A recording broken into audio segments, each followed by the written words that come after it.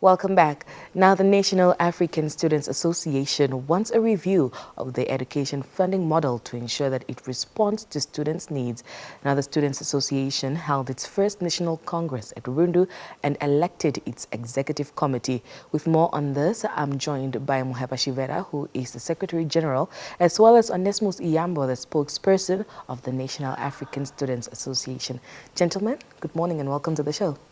Good morning, and thank you for having us. All right. Thank you for having us. All right. Now, the National African Students Association supports the strengthening of students' governance and involves students in decision-makings from universities as well as colleges. Take us through the mandate. Ours is to represent students, aspirant students in all functions, and also to advocate for better learning facilities, better living conditions in residences, and to ensure, that there is good quality education. And that's why we also encourage students to engage themselves in student governance, that is in management engagements like student politics.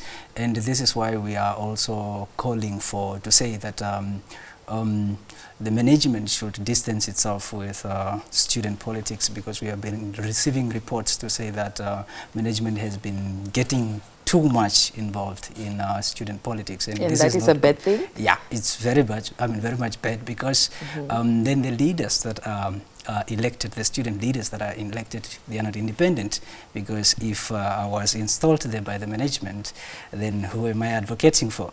So we are saying that in as much as the universities acknowledges that there should be student politics at universities, and that there should be student leadership, they should now also distance themselves to say what student leadership should stay in student politics, and we should stay in management, and then we meet there and then we discuss, so that when the student leaders are bringing student issues, they are speaking as independently on behalf of students. All right. Now, Onesmus, let's hear from you. You held your first National Congress in Rundu, and it elected its executive committee, pardon me. Let's walk us through the agenda's meetings. Yeah, well, we hosted our Congress from the from the 20th to the 23rd of October in Rundu, Kavango East region. So the main purpose was to adopt our guiding constitution, as well as adopt some resolutions that we shall implement for the next 3 years to come. So as an association, we take the education, we want to take our education sector seriously, more especially when we are representing students, to say no students shall be left out, no students shall be victimized in whatever way, and we are going to engage government to say, these are some of the resolutions that we have adopted at Congress, and see to it that such resolutions are implemented, or maybe if not possible, we engage and find an amicable solution on how such resolutions can be implemented. All right. Now, Onesmus, while we are still on you, walk us through some of those resolutions. Yeah, well, we have taken many resolutions.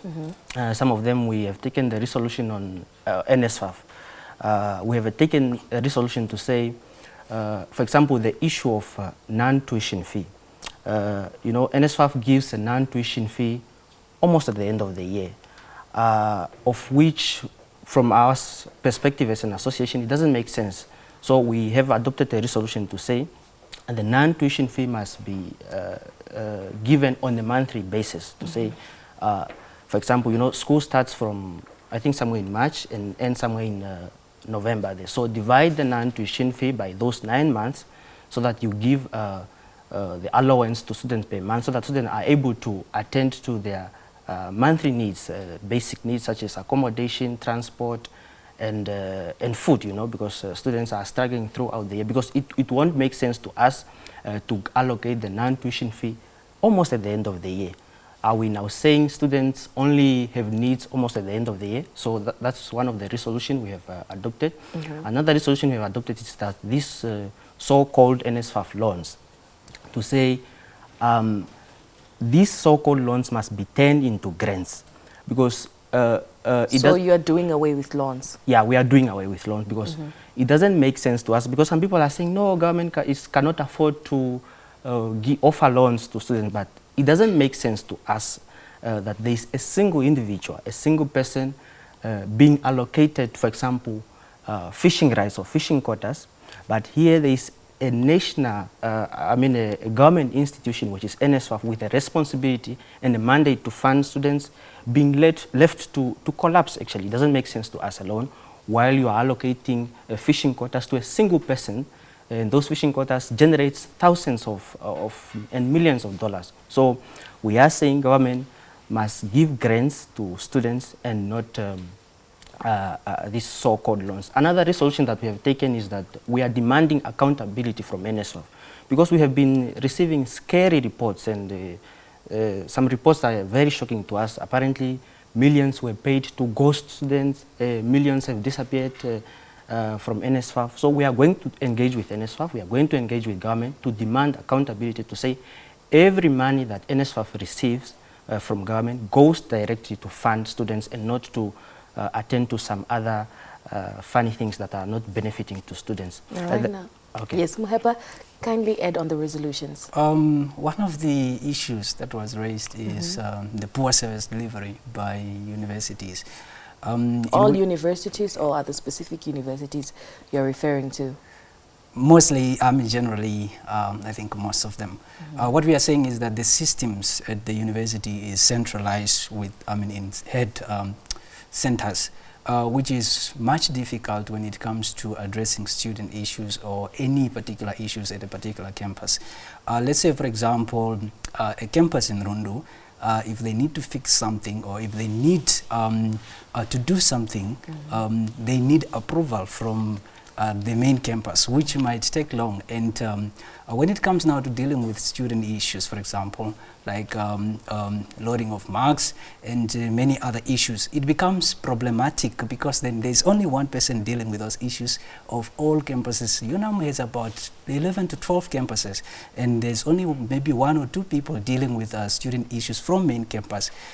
It makes no sense. And what we are saying is that campuses, satellite campuses, have different issues. So it's better if those issues are addressed at those campuses. And we are also saying that the issues of the UPE grants, we are suggesting and also requesting that the UPE grants should be given to schools at least early. Yeah, like somewhere there, February, March, somewhere there early. It can't be that until June, July, or August, that's where the, when the UPE grants are given to schools, because then it's too late for schools to start buying rims and any other machineries that they may need. And these are things that are leading to things like voluntary parental contributions. And at the end of the day, we end up with an education system which is supposed to be free, actually, but it's not free. Because even when parents don't pay this parental voluntary contribution, their kids or their children are returned from schools, or they are either not allowed to write for, to sit for exams, which is not actually good. And that's why we are saying that the ministry should either increase these grants and also should be availed on time. And one of the resolutions we also dealt with was the issue of social grants. For orphans and disabled people is actually too low, and we are saying that if the amount could be doubled or perhaps tripled, it's much better, because otherwise in this current economy, what can I buy with a 250? Nothing, actually. So that's why we are calling that the UPE grants, the social grants, and just like my colleague said, the NSFAF loans, those all, the loans, for example, must be done away with, because it's a debt trap. Students or graduates will be trapped in a cycle of debts, where they have to pay high taxes and also repay back the loans. All right, gentlemen, before I let you go, any final remarks? I think we want to say to students that NASA will be there for them.